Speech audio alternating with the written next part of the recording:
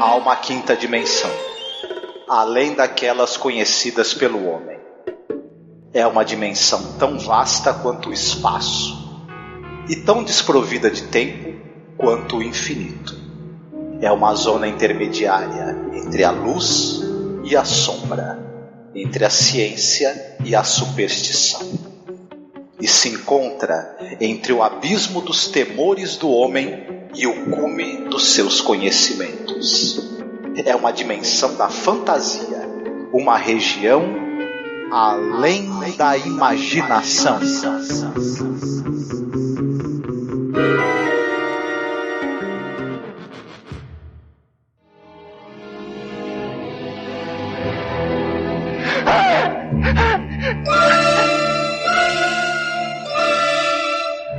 Somebody help me. Help me. Please, somebody help me. Help me. Help me, help me. Please help me. Help me.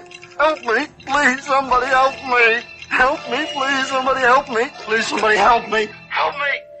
Please, somebody help me. Somebody's looking at me. Somebody's watching me. Help me. Please help me. Help me. Help me. Somebody's looking at me. Please help me. Hello. Hello.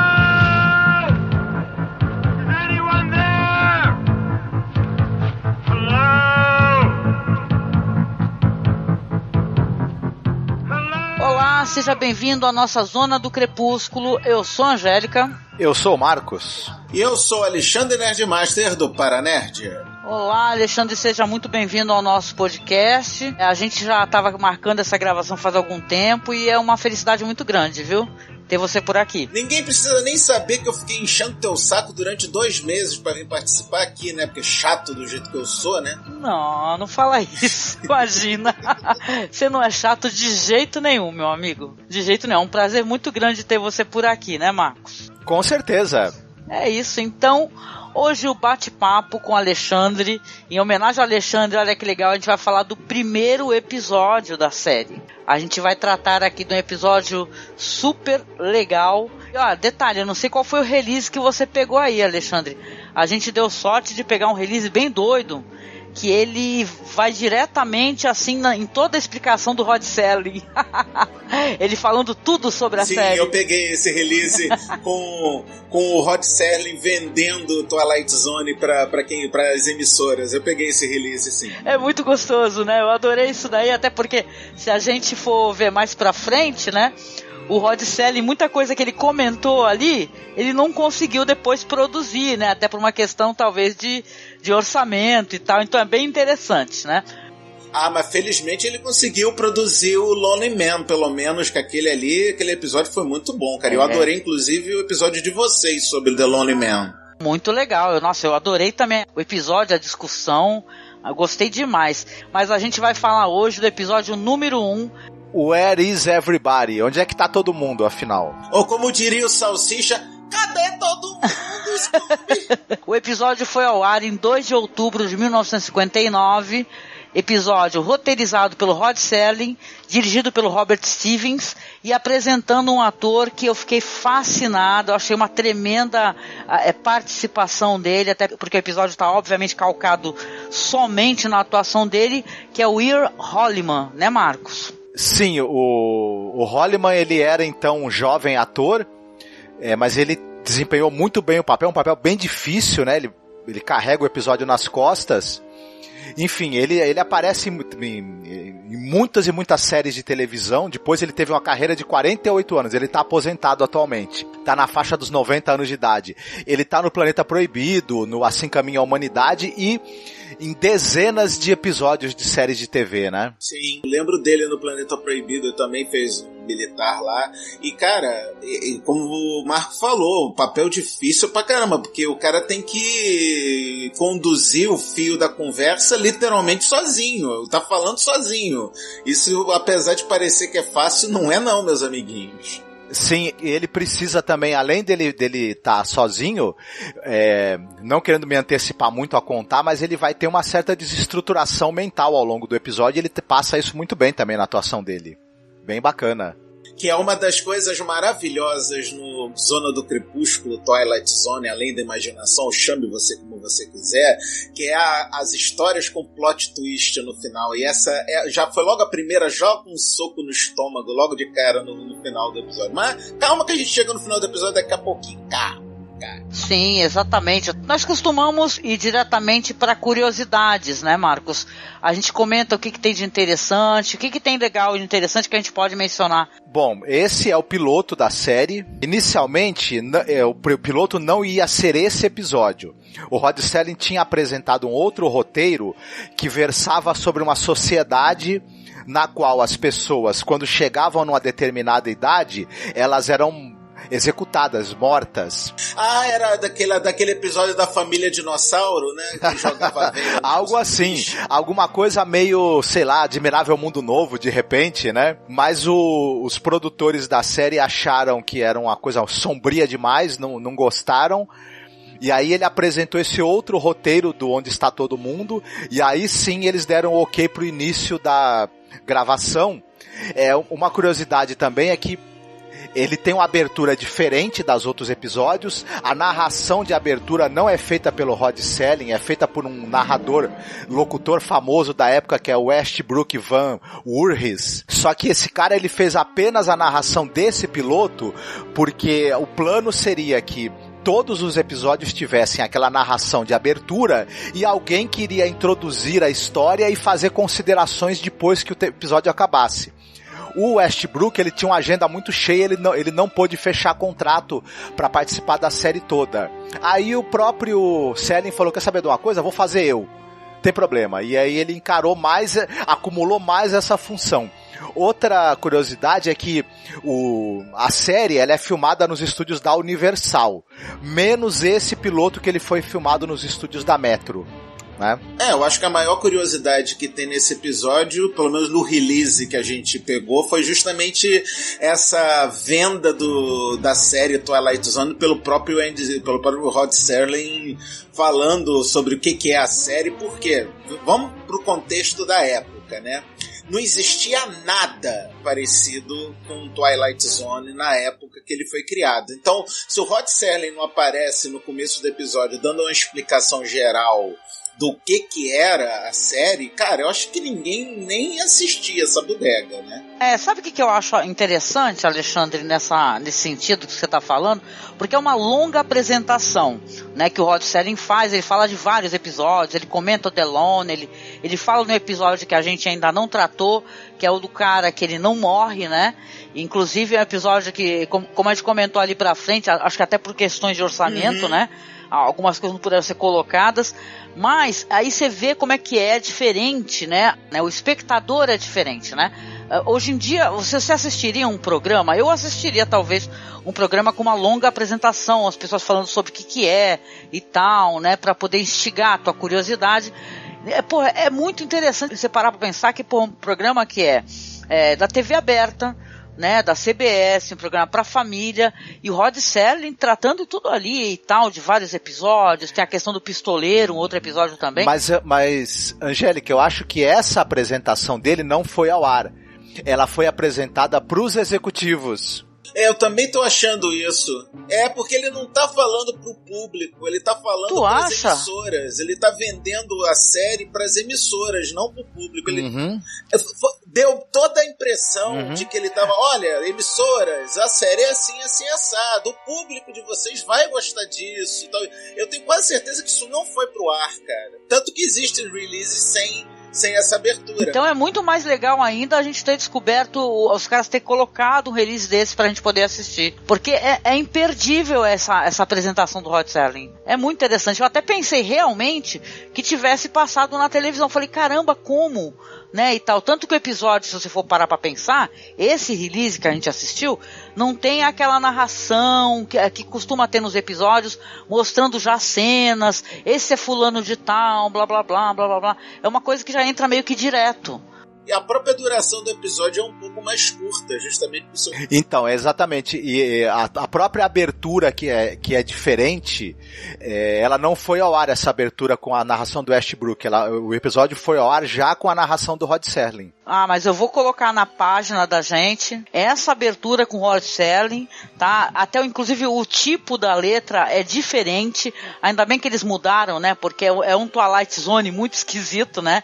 Eu gosto dessas letras, assim, meio repuxadas, que parece aquele negócio de você você tá rasgando alguma coisa, né? Aquelas letras pontudas, né? E disformes. É muito mais legal o que foi feito depois, né? Então, é interessante, né? Pensando aqui que é um piloto, foi muito bem vendido, então, se essa venda do Rod Serling foi para as emissoras, eu não sei, não tenho conhecimento exatamente disso daí, ou se é uma coisa que eles fizeram depois, apenas não publicaram, mas de qualquer maneira é um tremendo achado, assim, eu vou deixar na página lá. Aliás, para quem tá escutando a gente, não deixe de acessar, viu? Porque a gente tem uma página que a gente criou pro podcast, que é a página Além da Imaginação Podcast, tá lá no Facebook. Só uma última curiosidadezinha, rapidinha.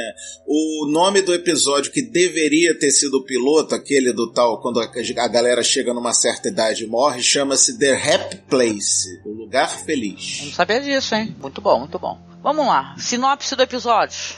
Um homem encontra-se sozinho em uma estrada de terra, vestido em um traje de voo da Força Aérea dos Estados Unidos. Ele não tem memória de quem ele é ou de como ele chegou lá. Ele encontra um restaurante e encontra uma jukebox tocando alto e uma chaleira quente de café no fogão. Mas não há outras pessoas além dele mesmo. O homem sai do restaurante e caminha em direção a uma cidade próxima.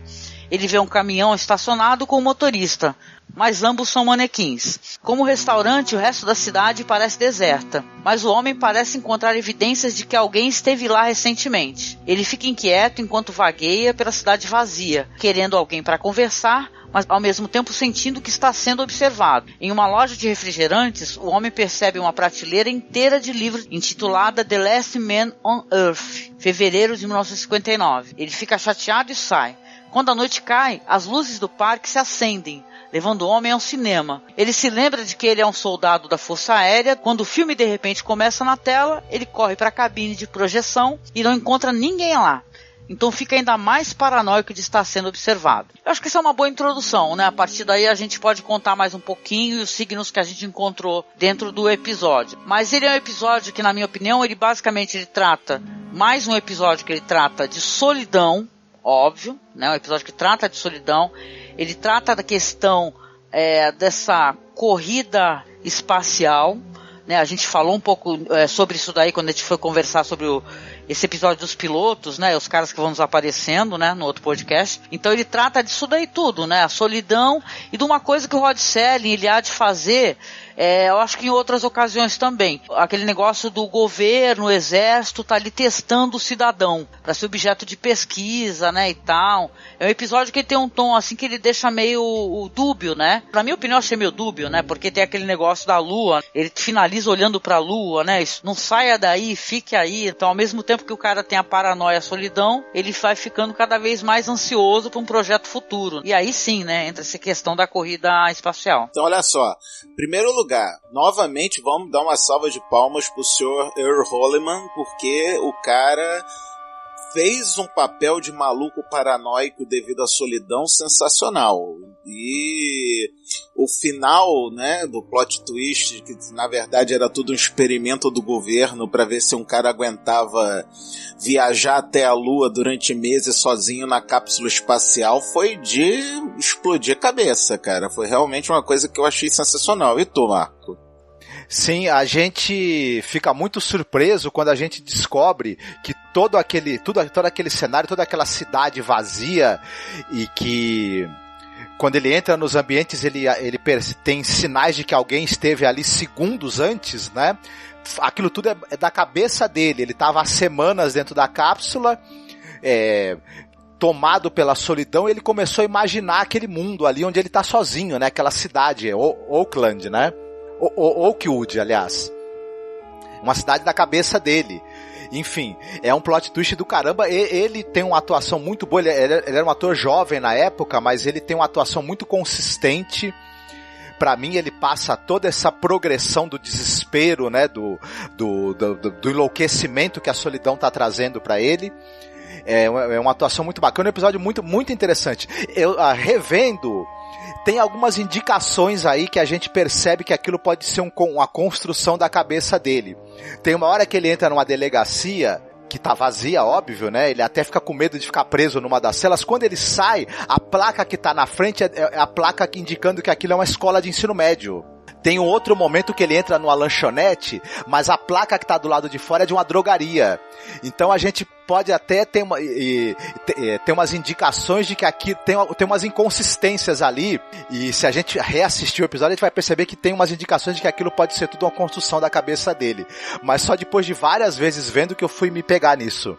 O papo da lanchonete eu não concordo contigo não, porque naquela época que se passava esse episódio, as drugstores não eram só drogarias, eram literalmente uma loja de conveniência, dava pra achar refrigerante e outras besteiras em drogaria. É tipo hoje em dia também se acha sandália havaiana, bebida gelada e outras coisas na drogaria também, viu, seu Marco? Eu tenho algumas coisas que eu vi, até porque, óbvio, todos nós somos cinéfilos, e nada se cria, tudo se copia, né? O importante é a maneira como você representa coisas que já foram feitas, né, de outra maneira. O roteiro aqui é um roteiro do Rod Serling, e é interessante para quem se interessa por cinema de gênero. A gente conhece aquele curta premiadíssimo, né, espanhol, que é o La Cabina. Acho que é do Antônio Merceiro, se eu não me engano. Nesse curta aí você vê o homem que é preso na cabine telefônica. E tem um momento, né, além da solidão, o cara tá sozinho pela cidade, você vê que ele fica preso na cabine. Aí naquele momento eu já pegou e já me trouxe na lembrança o La Cabina. Entendeu? Que é uma história que tem desdobramentos sensacionais, que ela faz uma certa referência à questão fascista, né? Então é bem interessante La Cabina, para quem não conhece, vai ficar linkado na publicação. E outra coisa, também o filme do Will Smith, né? Já aparece o livro na livraria, né? No momento que ele tá rodando lá aquelas estantes, não sei qual é o nome daquilo, Marcos, tu é livreiro, qual é o nome daquilo? É um expositor. Que roda. Uma gôndola. Obrigado, é uma gôndola, né? Ele vai rodando a gôndola e aparece lá, dá um enfoque no The Last Man on Earth. Tem um momento ali nessa versão com o Will Smith que ele vai conversar com o manequim, vai ter toda uma dinâmica ali, conversar e tal. Tal manequim tá apaixonado pelo outro, né? Ele cria, né, aquele negócio da pessoa solitária que tá fazendo uma fanfic, né, individual, né? Então é legal e interessante a gente ver que as obras, elas conversam de certa maneira entre si, né? Porque se você tem ali o fascismo, observação, né, e tal, que é uma coisa que o La Cabina traz, o Rod Serling também traz isso nesse episódio, de maneira até muito interessante, subversiva, né? Porque você tá tendo ali um cara ali que está sendo testado para poder ser o homem enviado ali à Lua, né? Então é muito curioso isso daí, né? Se a gente for parar para pensar, quem estiver escutando esse podcast, dá uma escutadinha no episódio que a gente fez lá, o When Sky Was Open, né? Quando o céu se abriu, né? Algo do gênero que a gente fez. A gente pode até imaginar que o livro do Richard Matheson, o I Am Legend, pode também ter sido uma influência para a escrita desse episódio, já que o livro é de 54, né? Com certeza, e é claro que, como bons cinéfilos que somos, nós não recomendamos o Eu Sou a Lenda do Will Smith. A gente recomenda O Último Homem na Terra do Charlton Heston ou Mortos que Matam do Vincent Price, que são o mesmo filme, só que muito melhores. Como eu gosto de correr contra a corrente, eu vou recomendar o do Mark da Cascos. Que é horrível. Repetem até zumbi, é muito bom.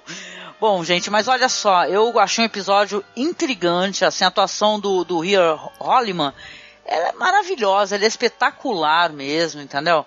É um episódio que esse negócio que o Marcos falou, dos lugares, né, como é uma construção mental, você vê que é um cara que tá confuso e tal, realmente tem um momento onde ele sai, acho que do primeiro lugar, aparece nas costas dele um local, e depois vai se alterando, sabe? A própria geografia do espaço dele também se altera, né? Você vê que aqui isso daí é proposital, né? Certos signos, no momento que ele cai assim e aparece um olho, né? Ele está sendo observado, ele levanta desesperadamente. Agora você imagina, né, ouvinte, você está num local e em cada ambiente que você entra, você tem a nítida impressão que alguém acabou de sair dali. né? E ele sabe que tem alguém, porque tem uma hora que ele fala com a operadora, entendeu? Quando ele entra na cabine, ele fala com a operadora. Ele tem a sensação de que tem mais pessoas, só que ele se encontra só, né? Então isso é muito curioso. Eu adorei. É um começo de temporada, assim, pra ninguém botar defeito mesmo. Cara, eu acho que a palavra que melhor traduz esse primeiro episódio é angustiante, porque a gente vai ficando angustiado junto com o personagem principal dessa brincadeira até a hora do plot twist. Então, não, que a gente até já tinha citado, né, que ele tá sozinho, cada ambiente que ele entra, né, ele tem a impressão, ele encontra um charuto que acabou de ser aceso, ele encontra a torneira da pia ligada e loção de barba ali, enfim, indicação de que o sino que toca, o sino da igreja, de que alguém esteve alguns segundos naquele local, mas sempre que ele chega não tem ninguém. E ele parece estar sozinho no mundo. Só que, como é que pode isso, né? Um filme sendo exibido no cinema, por quem? Quem está exibindo esse filme e tudo mais? A gente vai descobrir, né, que na verdade ele tá numa cápsula sozinho já há mais de 400 horas, que é um experimento da Força Aérea para saber quanto que um astronauta aguentaria a solidão de uma cápsula que vai enviá-lo para a Lua, para outro planeta, enfim, né? E todo aquele cenário é uma construção mental dele, fruto do fato dele já estar à beira da loucura por ter ficado muito tempo sozinho. A gente é pego de surpresa por isso. Então é um plot twist muito bom, muito interessante. Né? Eu acho que é um piloto que não é à toa que essa história ganhou os executivos, né? Eles deram o ok para a série, apesar deles estarem reticentes em dar o ok para uma série de ficção científica, mas você já vê essa salada muito bem feita que o Rod Serling coloca entre drama, ficção, enfim.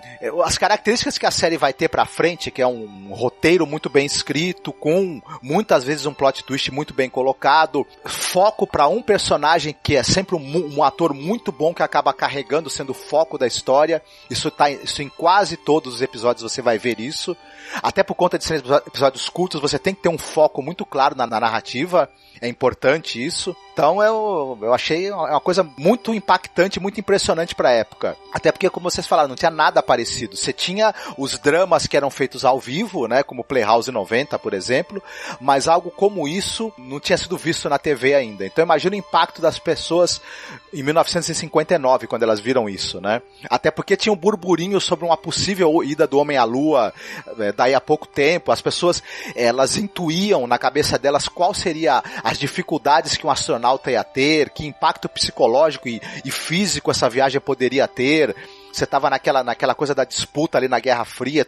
Todo esse zeitgeist está muito bem colocado dentro do episódio, né? Cara, você tem que entender uma coisa, não é fácil ficar quase 600 horas preso no raio de uma caixa de aço, né? Então eu dou toda a razão pro seu Mike Ferris ficar maluco. Ele pode ficar o maluco o quanto ele quiser.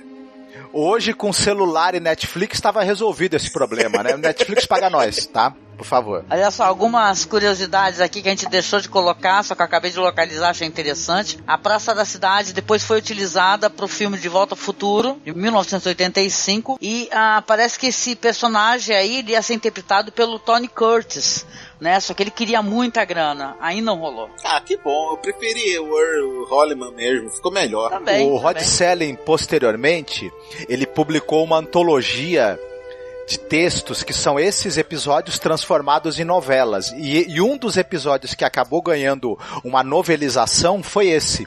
Então, eu não sei se foi publicado isso no Brasil, eu não saberia dizer, mas seria interessante dar uma lida nesses textos em que os episódios foram transformados de roteiro de televisão para novela. Deve ser uma leitura bem bacana. Ah, muito legal. Gente, vamos aqui então para a hora das recomendações. Vamos recomendar aqui alguma produção que tenha referência com o episódio que a gente assistiu, para deixar mais algum conteúdo? Quer começar, Alexandre? Bom, em homenagem a esse clima de solidão e desespero e angústia, por que não dizer, eu quero recomendar da obra do mestre Jorge A. Romero, Dia dos Mortos.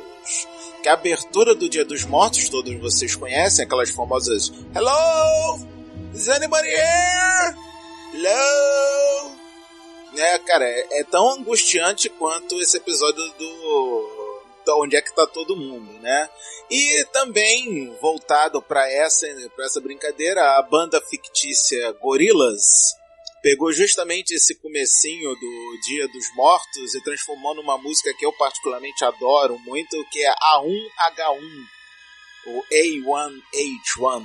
Quem quiser, então, ouça essa música, veja esse filme e sejam felizes. Eu volto a dizer, eu recomendo Last Man on Earth, eu recomendo Mortos que Matam, mas eu não recomendo Eu Sou a Lenda. Muito obrigado. Até recomendo Marcos da Castro, mas esse aí não.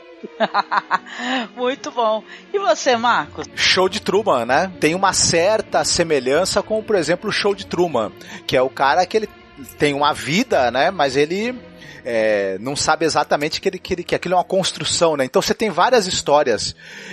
Esse filme, o Show de Truman, ele me veio à mente porque ele é muito bom, né? Então vale muito a pena, quase todo mundo acho que assistiu, mas se alguém não viu ainda e ficar curioso em relação a histórias em que o personagem ele tá vivendo num mundo que é uma construção da cabeça dele ou da cabeça de outros e ele não sabe, e tá recomendado. Eu acho que muita coisa acabou sendo influenciada por isso daí, sabe? Você tem muitas histórias aí pra frente em que a pessoa tá numa experiência do governo ou que ela tá vivendo numa construção mental ali, dela ou de algum agente externo. Então fica até difícil citar tudo que pode ter sido influenciado direto ou indiretamente por essa história, né? Enfim. Muito legal. Eu vou voltar aqui com a recomendação anterior, porque eu acho que é um dos... na verdade, seria um média-metragem, né? O La Cabina, do Antônio Mercero, é realmente uma das melhores histórias e mais angustiantes, dignas com toda certeza de ser um episódio de The Twilight Zone, um curta de 72, né? Foi feito ali para a TV espanhola. Então ele trata de questões assim numa época, inclusive, que existia a ditadura, né? E tal. Então é muito preocupante, né? A gente não vê os signos nas obras que a gente reconhece como importantes. Inclusive, para quem gosta muito de Black Mirror, a gente gosta, aqui a gente é fã. O Charlie Brooker, o criador de Black Mirror, ele adora La Cabina. Ele fala que foi uma das coisas que foi uma referência para ele para fazer o Black Mirror, o La Cabina. É uma história que ela tem uma coisa de simples, ao mesmo tempo que ela é uma coisa muito complexa, na minha opinião, porque como eu falei, você lê nas entrelinhas o que as pessoas estão tentando falar, né? É uma história ali de um homem, tá com seu filho, o menino tá indo para a escola, na praça da cidade acabou de ser colocada uma cabine de telefone vermelha. A bolinha que a criança está brincando uma hora cai na cabine, só que aí a criança vai lá, retira, sai normalmente, vai entrar no ônibus, ele dá tchau pro filho dele e ele resolve entrar na cabine para poder fazer uma ligação telefônica. Caso ele fica preso dentro dessa cabine. As pessoas começam a se aglomerar em torno dele, transeuntes, se torna inclusive um espetáculo popular, as pessoas vendendo alimento ali e tudo, né? E tal, e ninguém consegue quebrar a cabine. A dado momento, eu não vou contar o final da história, mas a dado momento, alguns homens vão chegar num caminhão e vão levar essa cabine, ele vai ser levado para algum lugar. O curta ele é super premiado e é inclusive muito referenciado com trabalhos de diretores importantes, como por exemplo o Anjo Exterminador, do Luiz Buñuel. O Antônio Mercero, ele é um cara assim muito importante assim para o cinema espanhol. E quem quiser ter mais alguma informação sobre o curta, com a gente falando do desfecho, sinopse e tal, as nossas referências, no Halloween a gente grava sempre especial. E no ano que a gente falou da Espanha, a gente falou do La Cabina. Foi uma das recomendações. Então vale muito a pena. A gente também fez para o YouTube, fizemos um curta comentado, tá? Eu, o Marcos e o Douglas Freak lá do Pod Trash. Então vale a pena, gente. É assim, é para você assistir e nunca mais sair da sua cabeça. Sinceramente, o final é absurdamente terrível e angustiante. E é uma tremenda de uma produção assim, tá? Então vai ficar tudo linkado aqui na publicação. E a gente chegando aqui no final do podcast, né? Eu quero primeiramente agradecer novamente ao Alexandre, que vai participar de mais episódios aqui também, né? Já está até inclusive combinado. E o Alexandre falar também do seu trabalho na internet. Agradecer, porque você não sabe, ouvinte, mas a gente tem um selo, viu? Dado aqui pelo Alexandre Nerdmaster como um podcast recomendado. Então, a gente está mais do que agradecido e, sei lá, honrado pela tua presença, viu, meu amigo? Honrado tô eu de ter sido lembrado para participar dessa série maravilhosa de podcast sobre uma das séries de ficção científica mais sensacionais já criadas na televisão mundial. mundial.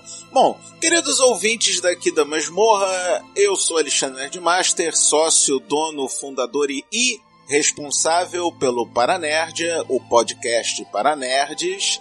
Se você quer ouvir uma conversa de nerds de verdade e que não se consideram jovens, bom, acessem paranerdia.com.br, onde além do Paranerdia, que é o meu podcast propriamente dito, também temos outros como o HunterCast, papo de bar com a galera conversando sobre qualquer assunto, o Primeiro Disparo e o Man HQ a respeito de seriados e quadrinhos, e o Nerd Maratonista, onde eu destrincho histórias sobre episódios específicos de seriados que estão no popular.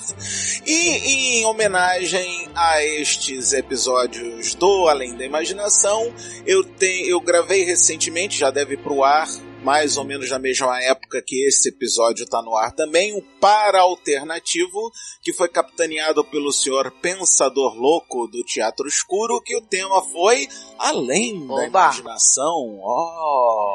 Viu? Nesse para-alternativo eu convido um podcaster de outro podcast para comandar o Paranerdia no meu lugar, e inclusive já está feito aqui oficialmente o convite para que a senhora Dona Angélica Reles e seu Marcos Noriega participem de um para-alternativo com o tema escolhido por eles, para eles comandarem o Paranerdia no meu lugar. Sabe como é? Eu sou meio preguiçoso, eu gosto que as pessoas façam trabalho por mim, sabe? Que legal. Eu aceito. Pode me aguardar. Eu também. Opa. Obrigada, meu amigo. Então vamos combinar isso mais pra frente. Nada, amor. Eu que te agradeço. Legal.